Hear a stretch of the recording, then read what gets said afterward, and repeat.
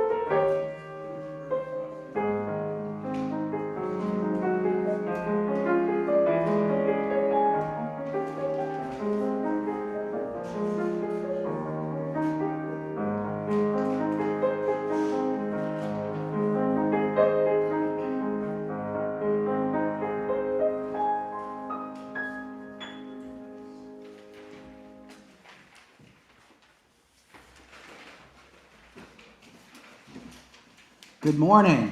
Good morning. What a beautiful spring day out there. I'm glad everybody had a chance to come inside and get out of the sunshine. Welcome to First Parish UU Canton, whether you are here joining in person, virtually on Zoom, or watching later via YouTube. My name is John Dundon, and I'm honored to be your worship associate this morning. We are joined this morning by a guest minister, the Reverend Martha Niebanck, who some of you may remember from long ago here in Canton. Martha is the Minister Emerita of First Parish in Brookline, having served our UU Household of Faith at the Doolittle Home, South County, Rhode Island, and First Parish in Waltham. Prior to her ordination, while a member of FPUU Canton, Martha worked with infants and families in early intervention, first as an occupational therapist, and then as a family therapist. In retirement from parish ministry, Reverend Martha has a coaching practice of spiritual friendship with religious professionals and climate activists as a certified immunity to change coach. She and her husband Joseph enjoy living next door to their two grandsons in Roslindale. It is your turn to call to worship, Mark.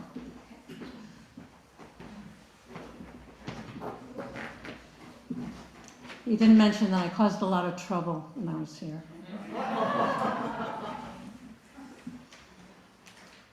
Friends and neighbors, I come to you starved. I have been starved for all you have to give.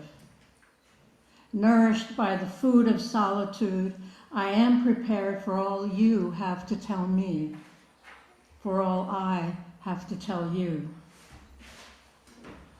We shall talk of first and last things, listen to music together, and perhaps we'll dance.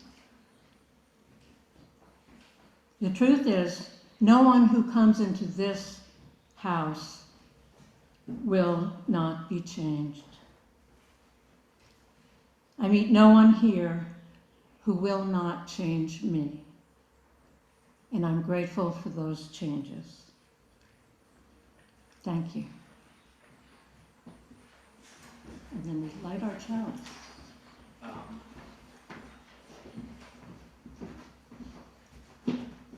I didn't assign someone to light the chalice, but since John did such a great job doing that search announcement, maybe he could serve double duty. It'd be an honor. To face the world's shadows, a chalice of light. To face the world's coldness, a chalice of warmth. To face the world's terrors, a chalice of courage. To face the world's turmoil, a chalice of peace. May its glow fill our spirits, our hearts, and our lives. Thank you, John. And now, in your order of service, there is the covenant, which we can all read together, starting with the word, "Love is the doctrine of this congregation.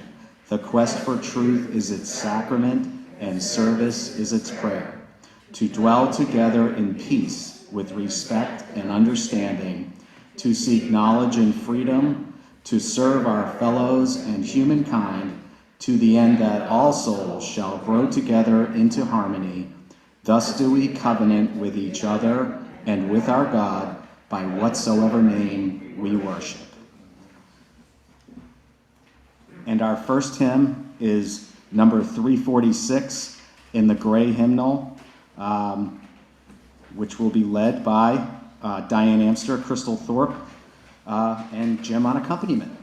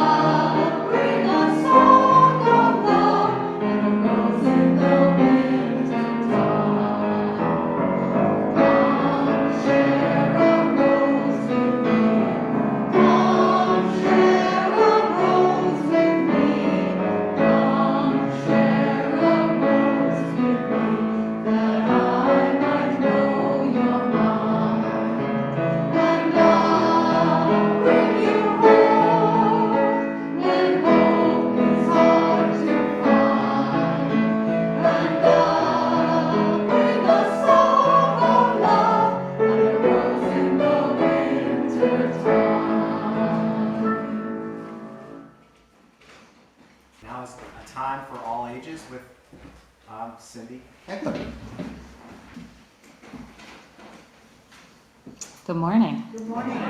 Good morning. There is a popular song by singer-songwriter Raffi that says, "The more we get together, the happier we'll be." More than 2 years of living with COVID has shown us that this is absolutely true. When we get together, we're happier. When we don't get together, we suffer. As we move through and out of and back into this pandemic, it has been difficult for many of us, and impossible for some of us, to get together with others. Still, I think it might be helpful for us to speak aloud today some of the things we love to do with other people, either before or after COVID came into our lives. So now I'm going to turn it over to you, and you get to just say out loud, one at a time, however we can work that, what do you love doing with other people? Eat together. Eating together. Singing together. Singing together. That was going to be mine, yeah. Just coffee together. Just having coffee together. Laughing. Oh, laughing. So good together. Walking. Walking together. Yes. What else? Dancing. Oh, dancing. Yes, dancing together. Playing my ukulele together. Oh, how nice. Ukulele together. Yeah. Watching movies. That is watching movies. That's nice together. Learning together. Learning together. Yes. Gathering by the pool. Ooh, gathering by the pool. Yes. Having meetings together. Oh yeah, having meetings together. Yes. Painting together. What was that one? Painting. Painting together. Yeah. Laughing. It's worth repeating. Laughing together. Saying it one more time for me. Having our whole church together. Having our whole church together.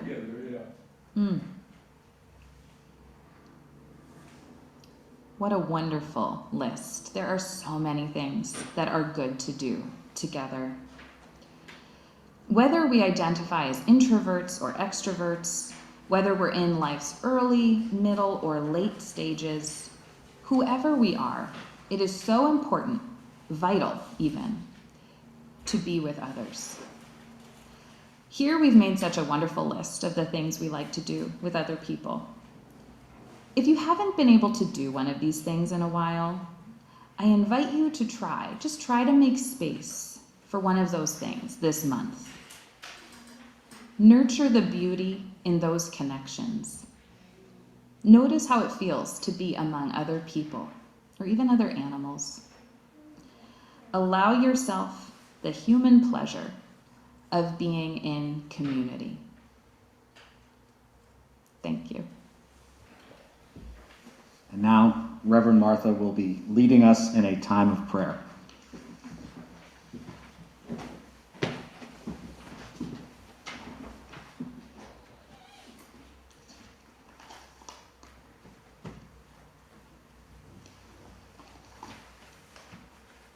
Will you join with me in a time of meditation, prayer, and silence?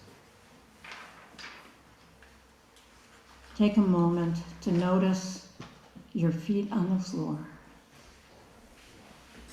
Noticing you're here and now.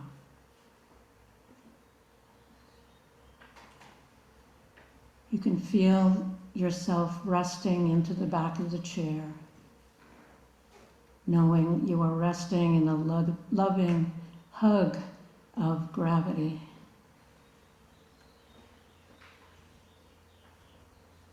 And when you are ready, you can begin to notice your breathing. Notice when you are breathing in. Notice when you are breathing out.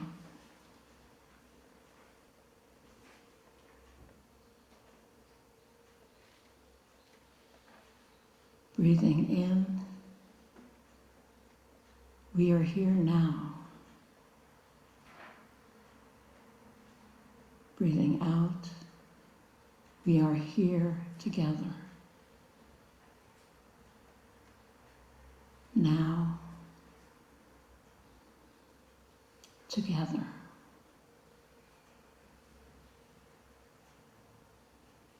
Now, together.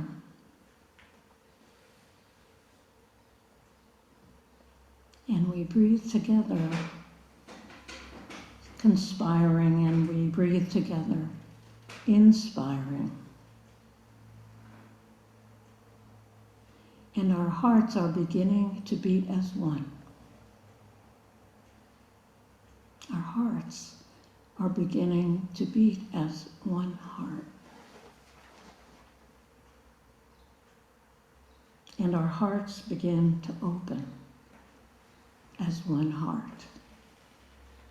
With open hearts, we would be one.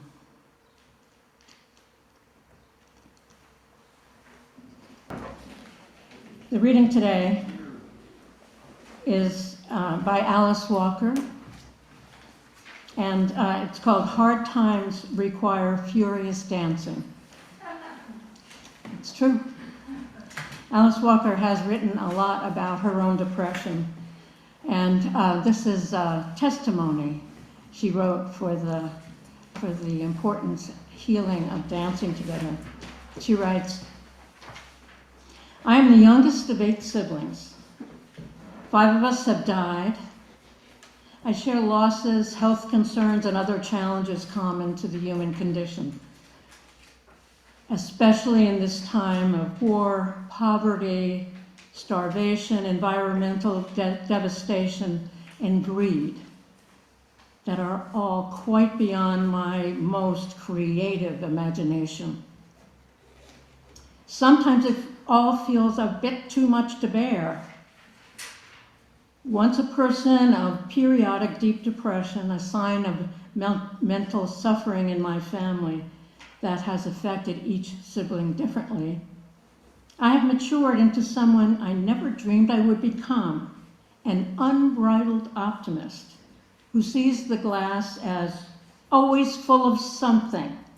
It may be half full of water, precious in itself, but in the other half there's a rainbow that could exist only in that vacant space. She goes on to say, I have learned to dance. It isn't that I didn't know how to dance before. Everyone in my community knows how to dance, even those with left feet. I just didn't know how basic it is for maintaining balance. That Africans are always dancing in their ceremonies and rituals, showing an awareness of this.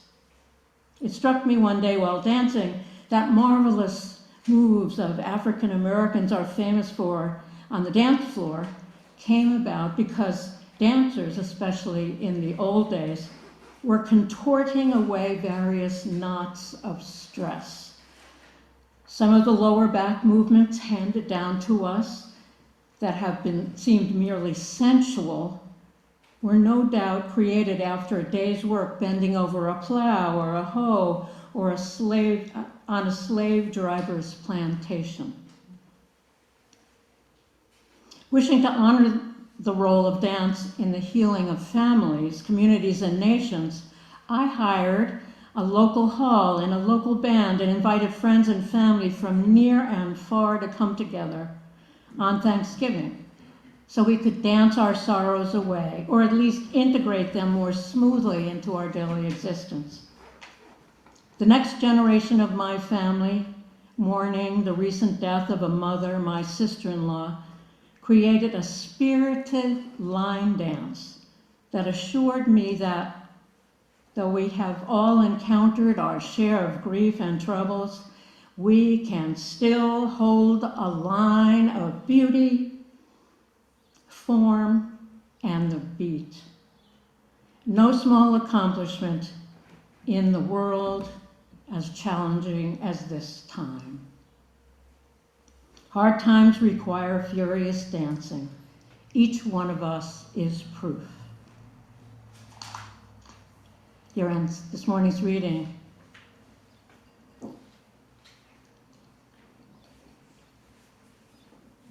The purpose of religious community is to encourage all who gather together to become more generous in spirit and more generous in action.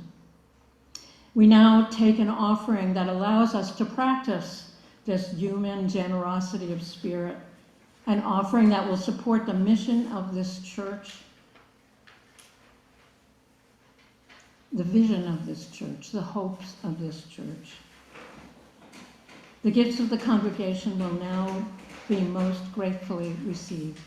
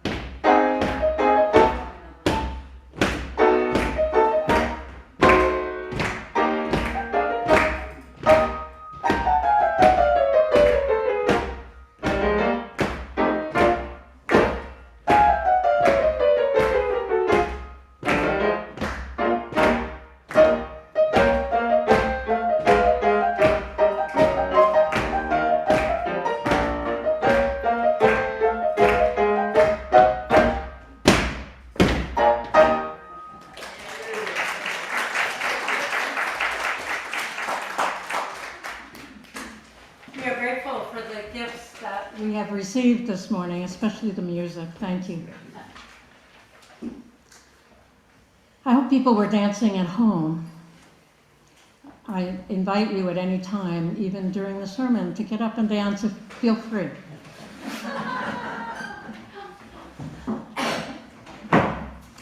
Do you watch cable TV news? I do. Do you listen to podcasts? I do, every night as I go to sleep. I used to follow politicians on Twitter, but I have closed that account.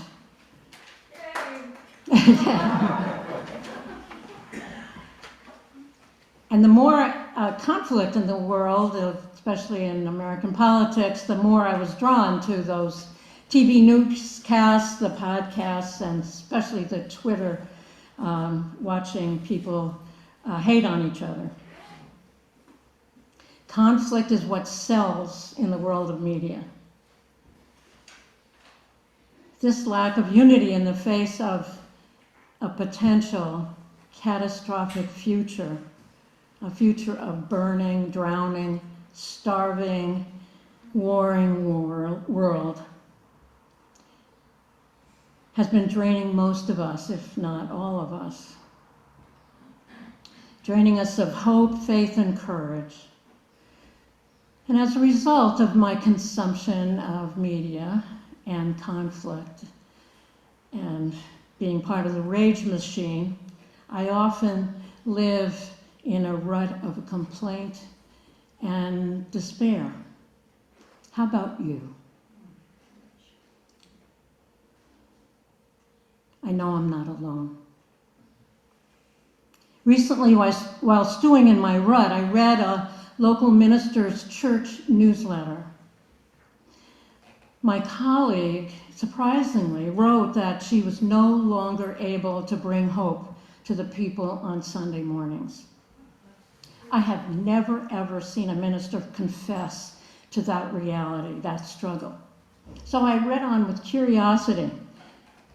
Imagine my surprise when I saw my name in her second sentence. She shared the words I add at the end of all of my emails. Remember joy.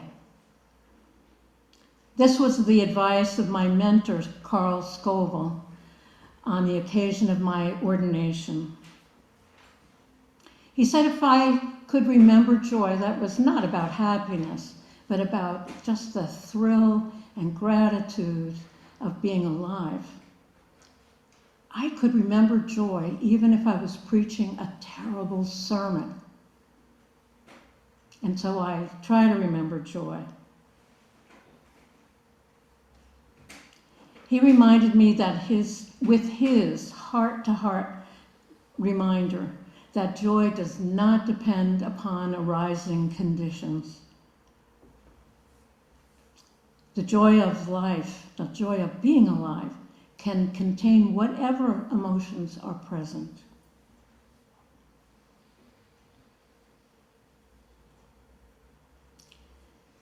As I read that newsletter column, I realized I had not been remembering joy.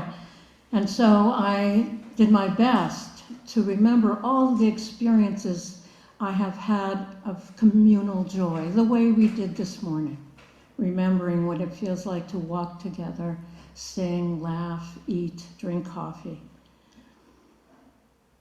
The sociologist Emile Durkheim called this experience of collective joy collective effervescence. Just think about that for a minute. It's like having ginger ale in your belly. Collective effervescence. I love that word. And we can experience collective effervescence when we sing and dance together, and that is a reliable source of joy. And so I'm here to remind myself and all of you who listen that we need more singing and dancing and fewer podcasts, tweets, and less nightly news. For me, and maybe for you as well, singing the hymns that everyone knows, like we did this morning, shoulder to shoulder in the pews, stamping together even, brings me that feeling of collective effervescence. I remember as a child in the Lutheran church, we sang Onward Christian Soldiers at least once a month, and I remember singing that, trying to work out the harmonies with my father standing beside me. And I felt that joy of belonging, being part of the long history of Lutherans in my family. And as an adult, when I came here, I sang the very same tune in 1982.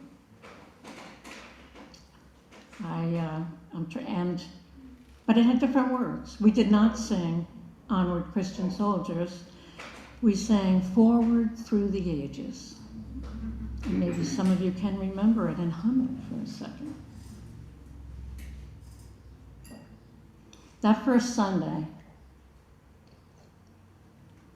I felt collective effervescence in this community. And it reminded me of that power of belonging to something that wasn't just here and now, it was part of a tradition, forward through the ages.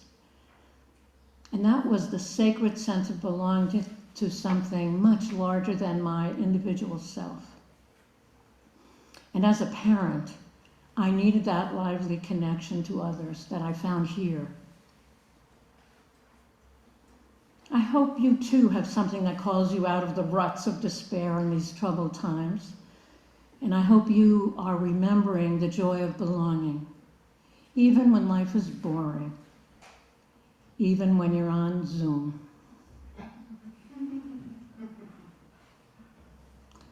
Now I know, because I have done this, I know that we could create a counterfeit intimacy in coffee hour or out in the parking lot by naming a common enemy.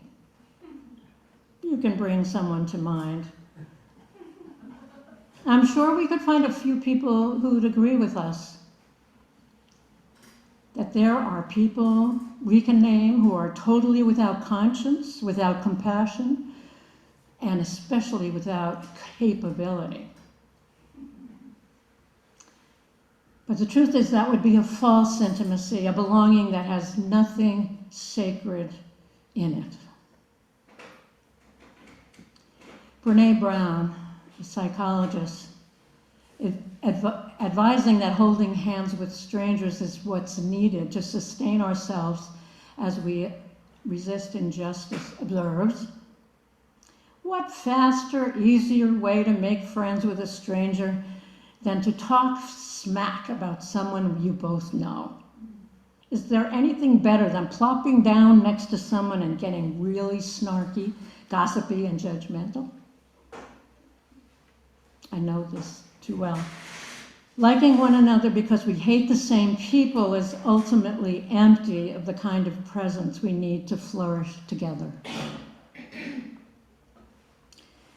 My most recent experience of collective joy was being part of the resistance of the West Roxbury lateral pipeline. At the time, a very high pressure gas pipeline, fracked gas pipeline, was being built to carry this gas to Boston right through my neighborhood. It was very high pressure, and the mechanical apparatus for reducing the pressure so it could come into our house from 770 pounds per square inch to 20. That mechanical apparatus was located right across the street from a blasting quarry. They blast twice a week. And I live in the incineration zone. And so I was very motivated to resist. I was arrested with 2 others for standing in the way of a very large digging machine. There was a crowd on both sides of the street, Washington Street. And they began singing, "We shall not be moved." And we all joined in together. The police and all of those workers from Texas had to stand in our sound. I can still remember the feeling of being handcuffed, walking to the squad car and singing in the jail cells. We sang to each other. I felt cleansed, strong, free, and joyous. We didn't stop the pipeline, but we did bring more and more people together to do the work of nonviolent resistance, especially resistance to our current corporate state. And together we now know where our freedom lies. Communal effervescence is subversive. And maybe during the Black Lives Matter, if you were watching television during the demonstrations, I remember a scene in New York where suddenly everyone was doing the same dance. And I believe the music was Dancing in the Streets. And it felt much more powerful than individuals yelling slogans. The people became one. And that's very powerful. Barbara Ehrenreich's book, Dancing in the Streets, explores the power of human beings gathering for dancing and singing in rituals. She details a history that begins in prehistoric times. And we've seen the cave drawings that are full of circles of people dancing. So dancing together must have been important. And there's a belief that in prehistoric times, dances around the fire were actually a means of survival. The noise and the fervor of that dancing scared away predators because the animals thought this was one being, not separate beings they could pick off one at a time. And so dancing is part of our history of surviving. Later, rituals with dancing and singing were central to worship in pagan, Hebrew, Christian, and Muslim communities. And over time, as all of these communities got larger, dancing was banished from inside sanctuaries to outside. Later, as the economic system became more stratified just because of the sizes of the groups, there was a huge gap between the rich and the poor. Previously, the rich and the poor, the elites, and all of the workers danced together. They wore masks. There was no way to tell who was elite and who was not. But now there was a huge gap between rich and poor. And just as with the predators in prehistoric times, the unity of poor people terrified the elites. And so they banned these rituals altogether. The elites stopped participating whenever the carnival would come, maybe once a year instead of every week. The elites stopped participating with everyone, but they still held their own private rituals. They too knew the power of dance. And so in the 16th and 17th century, festivals were banned on behalf of the Protestant work ethic. There would be no dancing on Sunday. There was working on Sunday. And people worked 7 days a week, 10 hours at a time. Who has the energy for dancing? And when that happened, a new disease emerged across Europe. And in writings, we know that suicide became much more common, and the word melancholy was used to describe the disease. And that melancholy spread from Italy to Spain to Germany and then to England. And now we know we too have an epidemic of depression and suicides.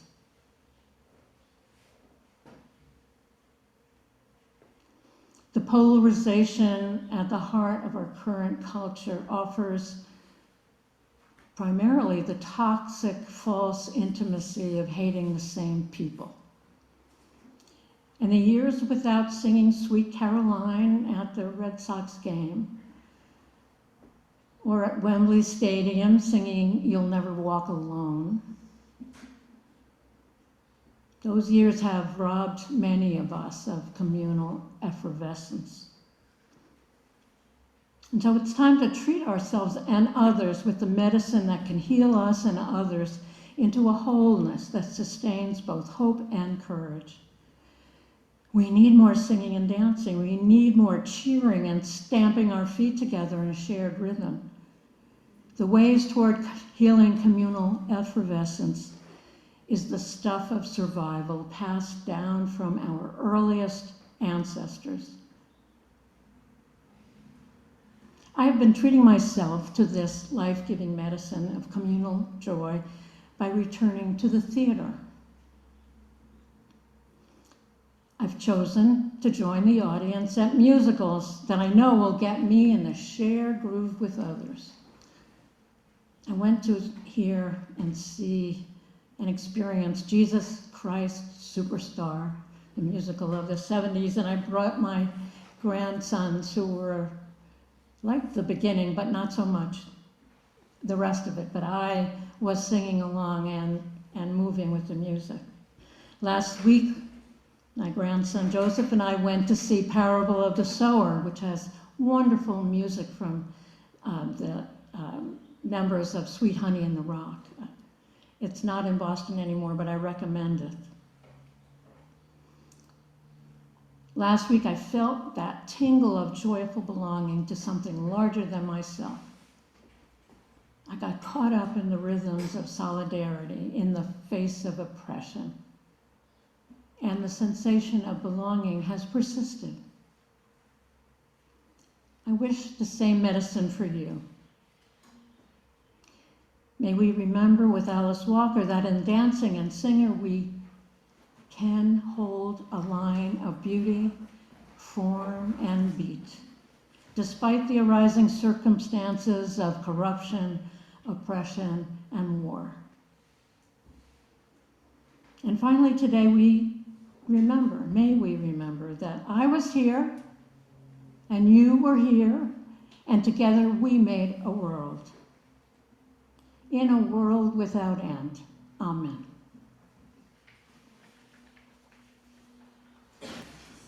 Take courage, friends. The way is hard and the path is never clear, and the stakes are very high.